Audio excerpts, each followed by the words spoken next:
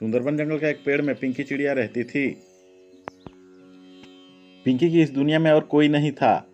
उसके माता पिता ने मरने से पहले एक खेत खरीदा था। पिंकी अपने खेत में सब्जी उगा के बेच के अपना गुजारा करती थी।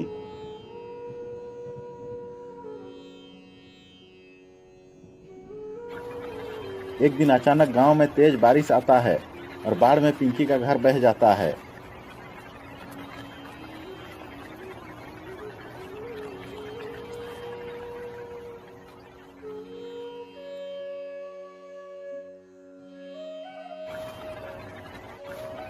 उसका खेत में भी पानी भर जाता है। ये क्या हुआ? अब मैं कहाँ जाऊंगी? मेरी तो कोई रिश्तेदार भी नहीं है जो मेरी मदद करे। पिंकी का सारे खेत पानी में भरा होता है और उसमें एक आम का पेड़ होता है जिसे कुछ नहीं होता है। पिंकी की नजर उस आम का पेड़ पर पड़ जाता है। अरे इस पेड़ को तो कुछ नहीं हुआ है और इस पर तो बहुत सारी आम लगा हुआ है। मैं इन आमों को जंगल के बाजार में बेचूंगी और जो पैसे मिलेंगे उससे अपने रहने के लिए एक घर खरीदूंगी। पिंकी आम के पेड़ से बहुत सारा आम तोड़ लेती है और जंगल के बाजार में बेचने चली जाती है।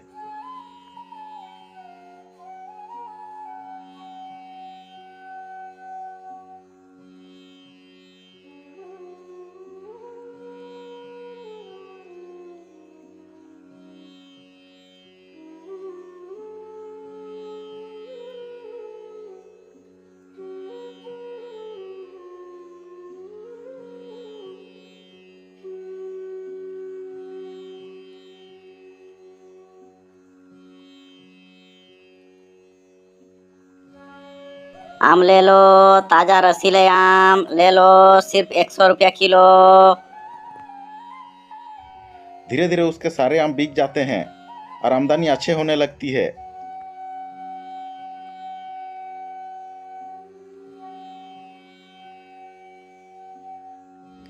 पिंकी आम बेच के घर वापस चली जाती है।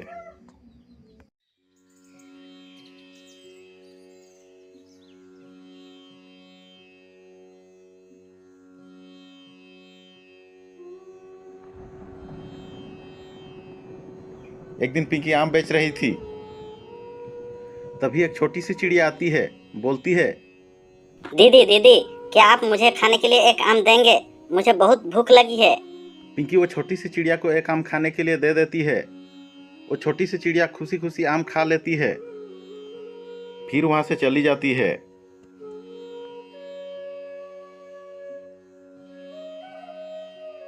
आम बेच के पिंकी के पास इतना पैसा जमा हो जाता है कि अपने लिए एक घर खरीद सके। कुछ दिन बाद पिंकी घर खरीदने के लिए जा रही होती है कि उसकी पैसा का थैला कहीं गिर जाता है।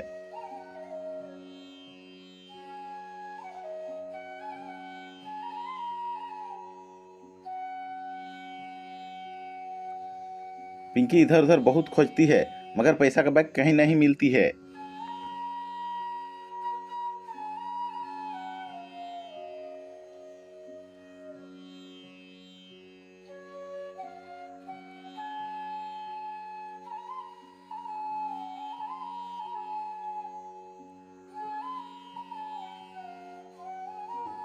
पिंकी निराश होकर एक पेड़ के नीचे बैठ के रोने लगती है।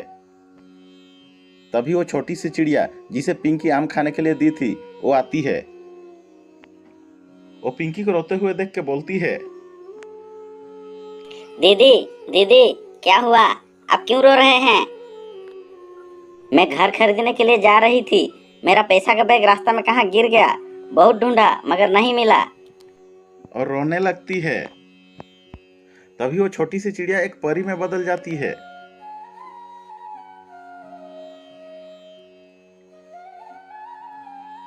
पिंकी, मैं एक परी हूँ। परी लोग से यहाँ आम खाने आई थी। यहाँ कोई आम बेचने वाले मुझे आम नहीं खिलाया।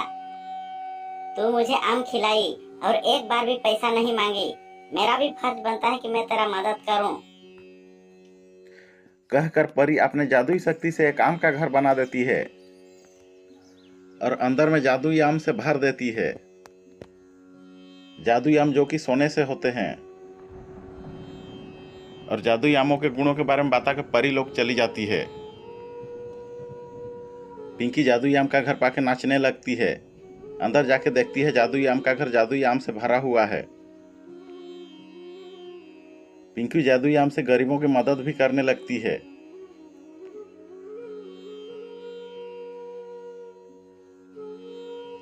पिंकी की पड़ोस में रहने वाला कालू कौआ को जब पिंकी के जादुई आम का घर के बारे में पता लगता है, वो देखने जाता है। अरे ये जादुई आम का घर तो बहुत सुंदर है और सुना है अंदर में जादुई आमों से भरा हुआ है, जो कि अलग अलग गुणों से भरा हुआ है। एक काम करता हूँ, आज रात को सारे आम को चुरा के ले जाऊंगा। रात को कालू कौआ आके सारे आम को चुरा के अपना घर ले जाता है और आराम से सो जाता है। जब सुबह होती है जादुई आम अपना कमाल दिखाने लगता है।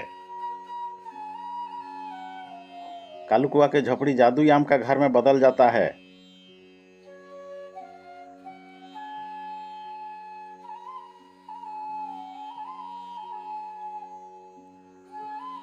उधर पिंकी अपना जादुई आम का घर को खोजने लगती है। खोजते खोजते पिंकी कालू कौआ के पास पहुंचती है। देखो कालू, मेरा जादुई आम तुमने चुराया है, प्यार से दे दो, नहीं तो अच्छा नहीं होगा। अरे पिंकी भाग यहाँ से, मैं तो अपना माँ बाप का नहीं सुनता, तेरा क्या सुनूंगा। कहकर भगा देता है। पिंकी दुखी होकर चली जाती है। तभी थोड़ी देर बाद एक छोटी सी चिड़िया आती है। भैया भैया, मुझे एक जादुई आम दे दो ना, मैं बहुत गरीब हूँ। चल भाग यहाँ से, यहाँ कोई जादुई आम नहीं है, होता भी तो मैं तुझे नहीं देता, यहाँ का भंडारा खोल कर बैठा हूँ। और छोटी सी चिड़िया को धक्का दे देता है। चिड़िया गिर जाती है और उठकर परी के रूप में आ जाती है।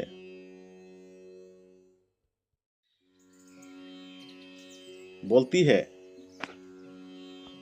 नालायक कौआ, ये घर तेरे जैसे घमंडी के लिए नहीं है, ये तो पिंकी जैसे सबको मदद करने वाले के लिए है। तू तो मदद करने के बदला में धक्का दे रहा है। रुक, तुझे अभी सबक सिखाती हूँ। कहते ही जादुई आम का घर उड़ने लगती है और कुछ ही समय में आसमान में पहुंच जाता है और कालू कौआ को धक्का दे देता है। कालू कौआ नीचे गिर जाता है। पिंकी अपने जादुई आम का घर को आसमान में उड़ते देख बहुत खुश हो जाती है। जादुई आम का घर अपना पुराना जगह में पहुंच जाता है। पिंकी परी को धन्यवाद देती है। परी अपने परीलोक चली जाती है। पिंकी फिर से गरीबों को जादुई आम दे के मदद करने लगती है। दोस्तों, स्टोरी अगर पसंद आए तो लाइक, शेयर और सब्सक्राइब जरूर कर दीजिएगा। मिलते हैं अगले नए मजेदार स्टोरी में। तब तक के लिए गुड बाय।